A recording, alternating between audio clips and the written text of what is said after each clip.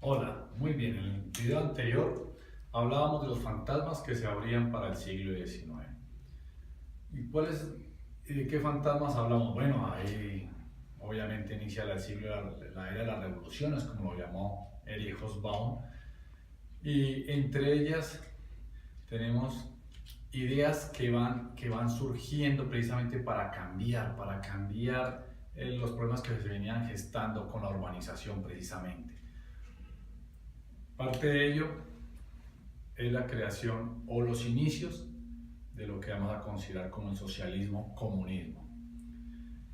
Ya hablamos que en 1789 se da la Revolución Francesa, pero resulta que van a haber discrepancias dentro de esta Revolución Francesa y hay personas que van a quedar inconformes con el proceso. Más allá de lo que ya sabemos que pasó entre la Revolución Francesa, Dante, Robespierre,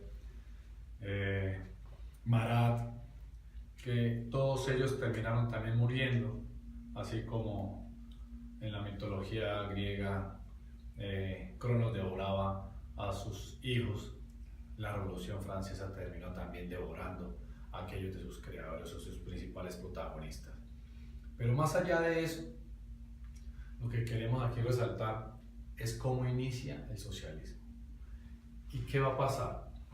Es que en 1796 va a haber alguien que va a decir que esta Revolución Francesa no es otra cosa sino la prolongación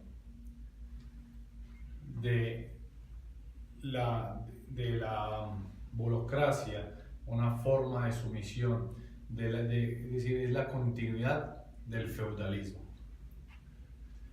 De tal manera que el señor Gracchus Babeuf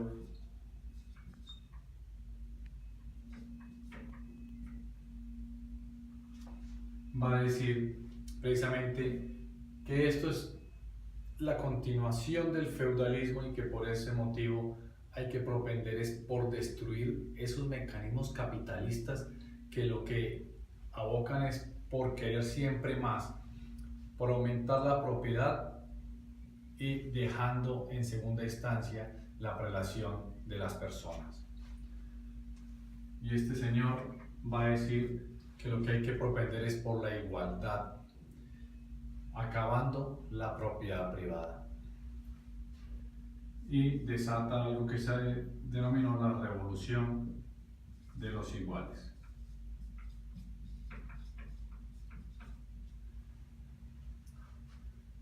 Esto es el inicio del socialismo.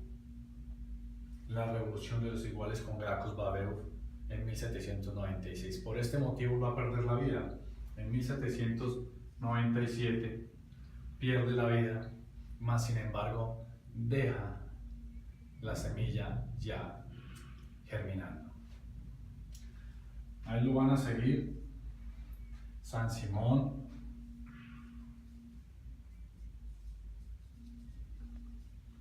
quien va a ser el que va a positivar, por decirlo así, pues ya que tenía a su secretario era Augusto Comte, entre otras cosas, era 1818 más o menos, fecha incluso del nacimiento del año en que nació Marx. Lo que pretendía Saint-Simon era precisamente dejar por escrito las pautas que se tenían que tener en cuenta para llegar a asumir un socialismo, una vida más justa para los seres humanos a través de la igualdad. Entre otras cosas proponía, por ejemplo, que la herencia no debía pasar a los hijos, sino que las pertenencias tenían que irse para el Estado porque los hijos no habían usufructuado, no habían sido los creadores de esa riqueza y por eso no eran merecedores de ella. También tenemos Fourier.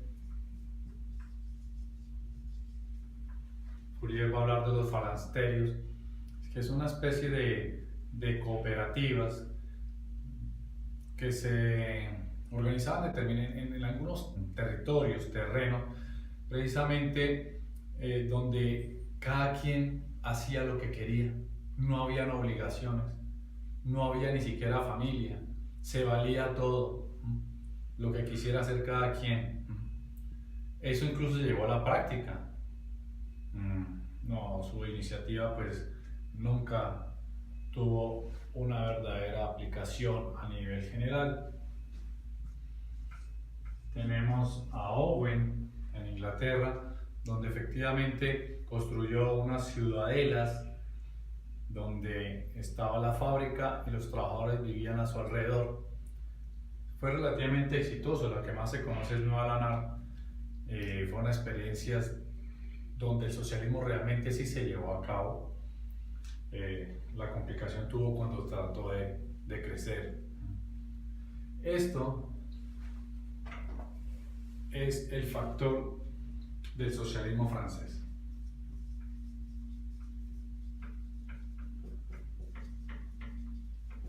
El socialismo francés. Estas son las ideas del socialismo francés en que después Marx se va a basar. Ahora vamos a hablar del idealismo alemán.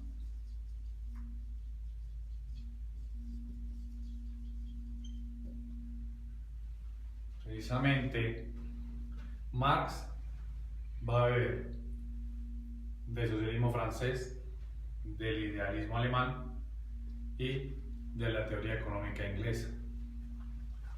Por ahora vamos a asumir entonces el concepto del idealismo alemán. El padre del idealismo alemán es Kant. Sin lugar a dudas, un gigante que consideró que había necesidad de crear ideas universales para menguar la contingencia de las personas. ¿Qué es la contingencia? Pues aquellas vicisitudes que a lo largo de la vida las personas van teniendo. Es un mundo de necesidades que simplemente a través de la moral y de la construcción de conocimiento, pero más allá del conocimiento es del conocer internamente las personas para abocar unas mejores o una correcta o una mejor formas de vida. Por eso es que se le llama el idealismo alemán. Ese es el resurgimiento de la verdadera filosofía. Ahí lo va a seguir Hegel, de donde Marx va a tomar muchas ideas, especialmente ese concepto de la dialéctica y de la fenomenología.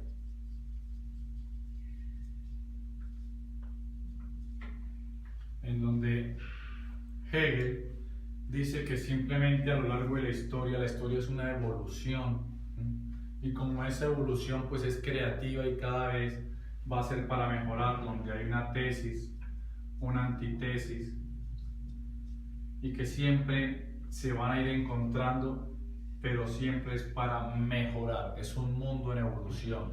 Es ese espíritu del ser humano que cada vez tiende a ser superior para llegar algún día a la creación del universo.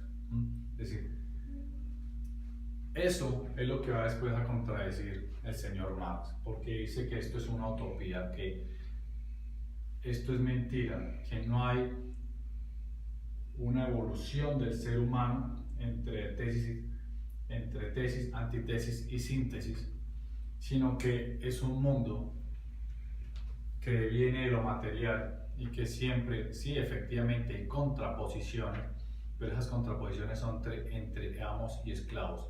Es una evolución a través del materialismo, es decir, de obtener siempre bienes materiales, valga la redundancia, para obtener riqueza, pero esa riqueza implica una dominación del hombre sobre el hombre.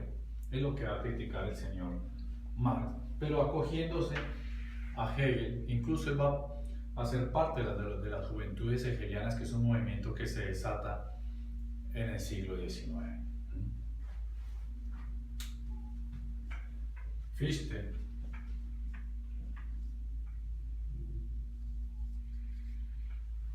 que es el gran creador o el teórico del sujeto, va a decir que el ser humano simplemente a lo largo de su evolución es el que tiene que construir su propia existencia, que si ahí viene hay un creador, también eh, es el hombre el que tiene que definir. Digo hombre porque así es como se hablaba en esa época. Es el que tiene que definir su forma y crear su propia existencia. Ahí lo va a seguir, por ejemplo, Feuerbach.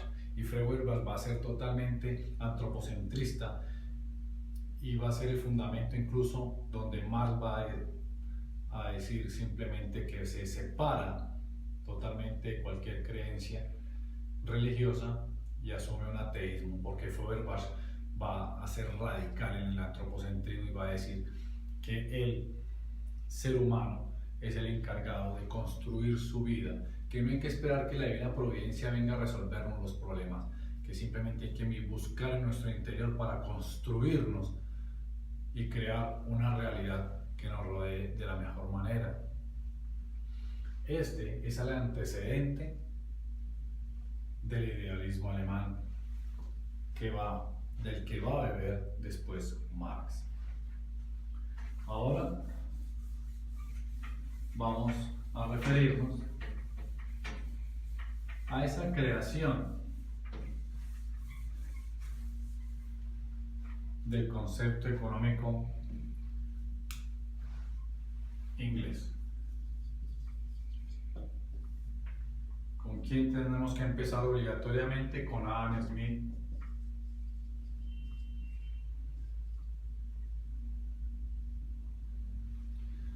Adam Smith. Y Adam Smith, ya lo hemos comentado en videos anteriores, que es precisamente que el Estado no debe intervenir entre la oferta y la demanda. Es una no intervención del Estado. ¿Para qué? Para que entre las personas simplemente se establezca un equilibrio entre las relaciones económicas, a través de las relaciones económicas. Marx va a decir que esto es una utopía, porque simplemente como es un proceso de lucha de clases, como es un proceso de dominación de una clase sobre la otra, esto nunca se va a llevar a cabo, sino que simplemente es un proceso de explotación de la clase menos favorecida. Por otra parte está David Ricardo,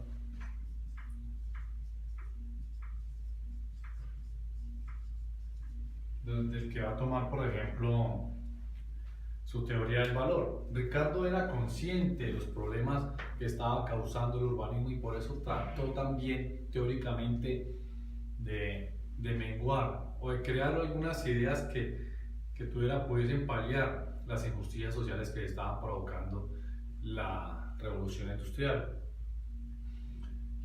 Y llegó a decir, por ejemplo, que sí, que